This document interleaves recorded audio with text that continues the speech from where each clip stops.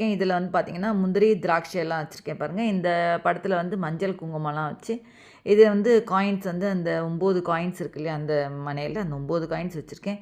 அந்த கல்லும் வந்து பூஜையில் எப்போவுமே வச்சு நான் வாரம் நான் சொல்லியிருக்கேன் இல்லையா, அதில் செய்கிற மாதிரி தான் செஞ்சிட்ருக்கேன். இது பிரம்ம முகூர்த்த பூஜையும் நான் வந்து போட்டுகிட்டே இருக்கேன் வீடியோஸ்லாம்.